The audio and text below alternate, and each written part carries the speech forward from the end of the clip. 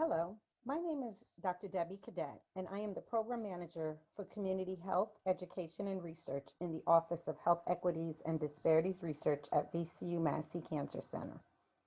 I have no financial disclosures, and I would like to share that a portion of my work is generously funded by the National Cancer Institute's National Outreach Network Community Health Educator Supplement. I am happy to be here today to talk to you about the importance of participating in clinical trials. In my presentation, I hope to have a discussion about what clinical trials are, tell you why they are important, and share some of the barriers identified by researchers and patients to participation in clinical trials. I will close by sharing with you what's being done to protect participants on clinical trials. Clinical trials are research studies involving people. It is the final step in a long research process that includes preliminary laboratory research and animal testing. Clinical trials try to answer specific scientific questions to find better ways to prevent, detect, or treat diseases. In cancer research, a clinical trial is designed to show how a certain anti-cancer approach affects the people who receive it. It can be a promising drug, a new surgical procedure, a new diagnostic test, or a possible way to prevent cancer. This model, provided by the Atlanta Atlanta Center for Medical Research, is a wonderful infographic of the various phases of clinical trials.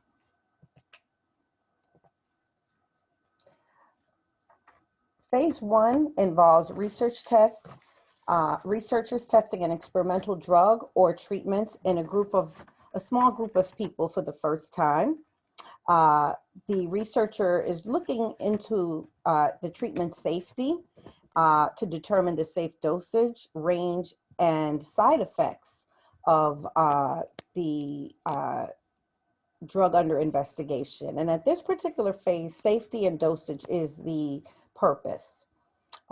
This portion of the phase also lasts for several months. In phase 2, the experimental drug or treatment is given to a group of several hundred people to see if it's effective and to further evaluate its safety. And this usually lasts for about a few months to a couple of years.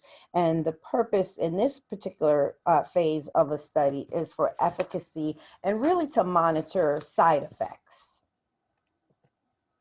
In phase 3, the experimental study or drug is given to anywhere between 300 to 3,000 people. And the researcher at this particular time is looking at the effectiveness of the drug. They're monitoring the side effects.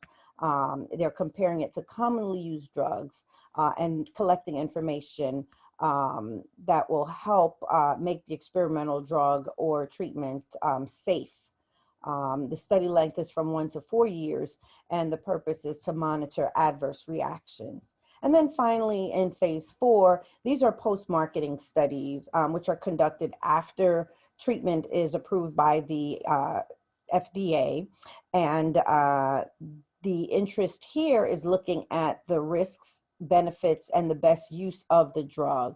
And this is given to several thousands of individuals, and safety and efficacy is predominantly the purpose of this phase in a study. So why are clinical trials important? Why are cancer clinical trials important more specifically? And it is important to understand that cancer affects all of us. Whether we have it, we care about someone who does, or worry about getting it in the future. Each year in the United States, we see that the rate of cancer increases. In 2020, it is estimated that 1.8 million new cancer cases will be diagnosed, and over 600,000 cancer deaths will occur in the United States. And this is data from the American Cancer Society's Cancer Facts and Figures for 2020. And so just to share with you a little bit about the impact that cancer is having in our communities. So why are cancer clinical trials important? It is important to understand what clinical trials do to fight cancer. Clinical trials contribute to knowledge and progress against cancer. And many of today's most effective cancer treatments are based on previous study results. Many people treated for cancer are now living longer. The more people that participate in clinical trials, the faster we can answer the critical questions that will lead us to better treatment and prevention options for all cancers.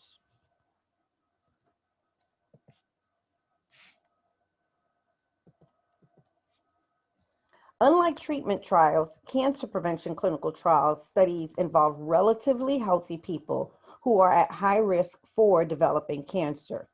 These studies try to answer questions about a specific topic, and it also serves as a means to evaluate the effectiveness of ways to reduce the risk of cancer.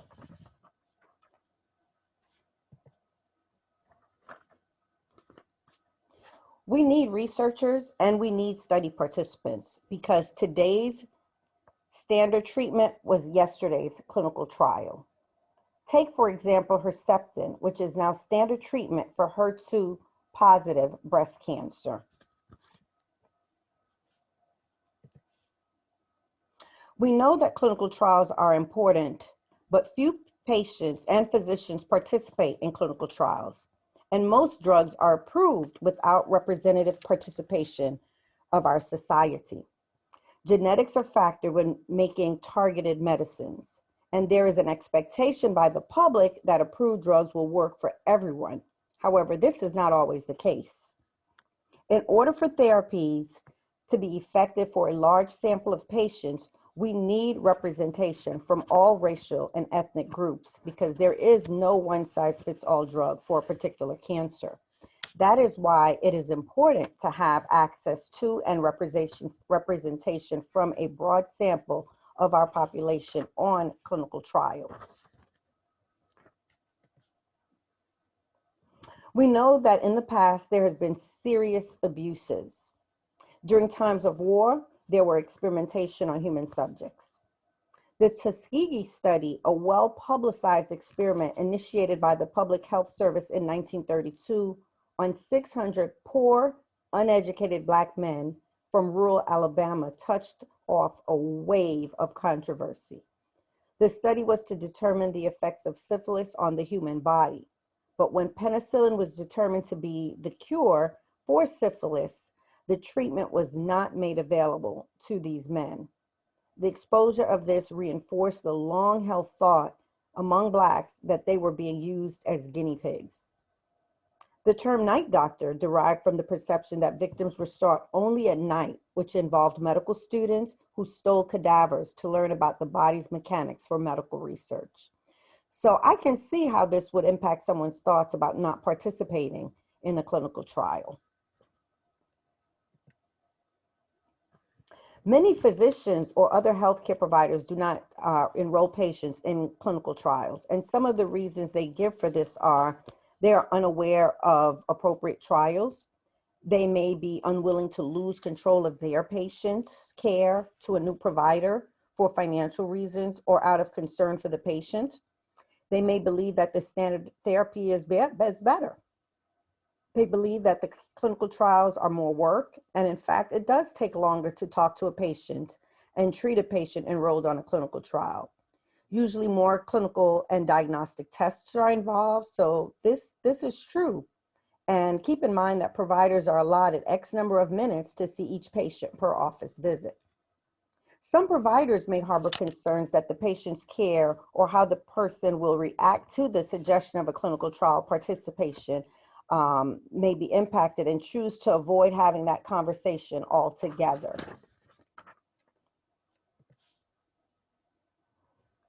Like providers, patients may also be unaware of clinical trials. They may lack access to trials where they are being treated, and in fact, they may be fearful about participating based on past abuses I just talked about, thus making them completely suspicious of research altogether. We have even been exposed to skepticism about COVID-19 trials and vaccines because it has politicized in our communities. While a clinical trial is a good choice for some people, there are possible risks, and patients need to consider these as they think about joining a trial. Some of the possible risks of participating in a clinical trial are listed here. New treatments or interventions under study are not always better than or even as good as standard care. Even if a new treatment has benefits, it may not work for every subject, as we talked about earlier. And health insurance and managed care providers do not always cover clinical trials. And this is especially true in states that have not expanded Medicaid coverage. In addition, there are potential or unexpected side effects that may occur. Placebo treatments, if you're in a randomized study, may be of concern. The treatment may or may not work for you. There are also unknown risks that might be what the investigator is actually trying to learn. There are also additional time and additional costs which needs to be factored in. You may have to stop taking other medications. And for those extra tests, transportations might also serve as a barrier. This list is not to scare you away from participating, but just to mention it so you are prepared. We want increased levels of participation in clinical trials, and educating the public on both the disadvantages and advantages of their participation are key in assisting with making an informed decision.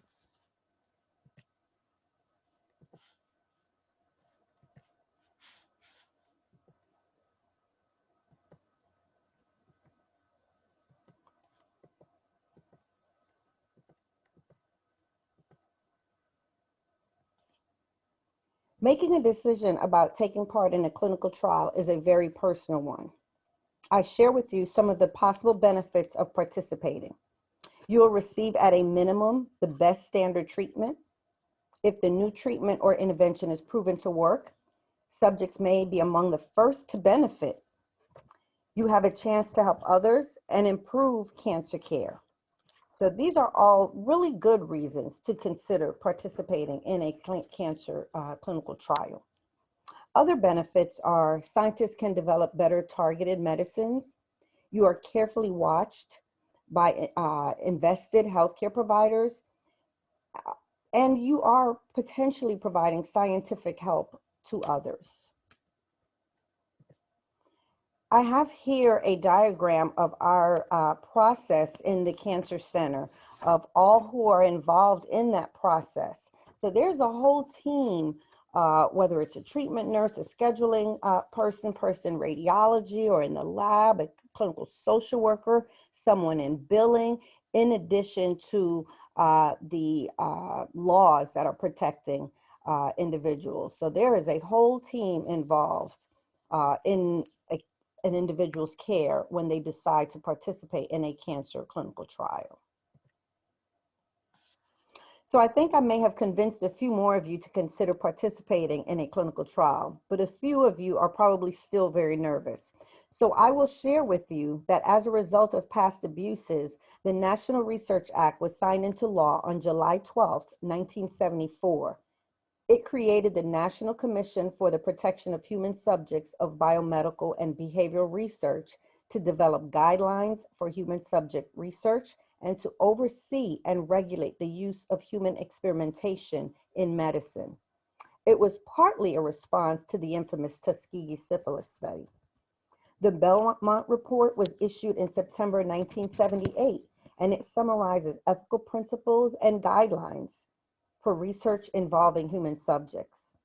3 core principles are identified: respect for person, beneficence, and justice. 3 primary areas of application are also stated.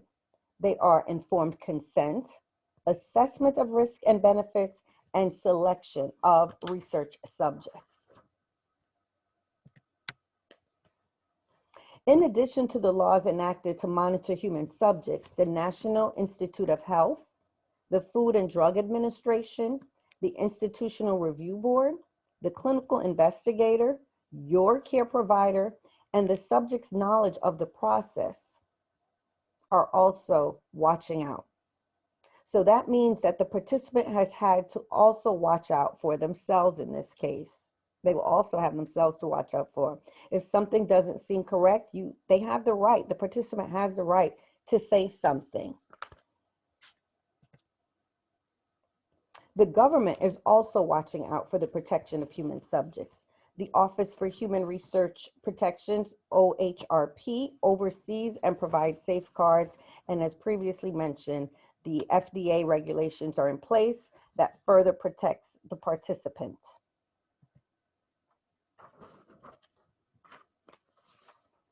Before a trial can be started, there must be a scientific review board by the sponsoring organization.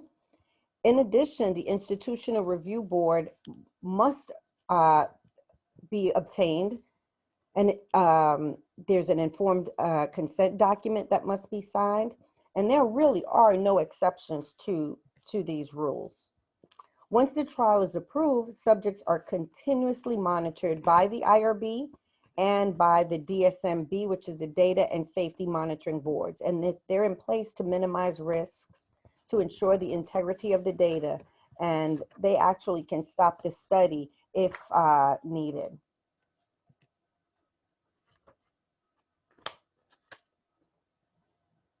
So some questions one might want to ask are, what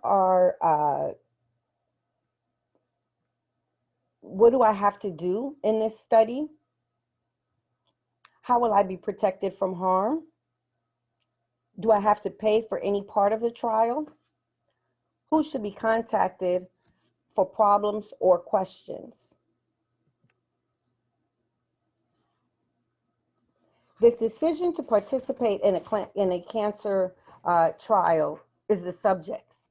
Informed consent is more than just a signature. It is a process that your healthcare provider should walk you through. All the facts about a study must be given before the patient decides to participate. It must include details about the treatment and tests they may receive and the benefits and risks that are involved.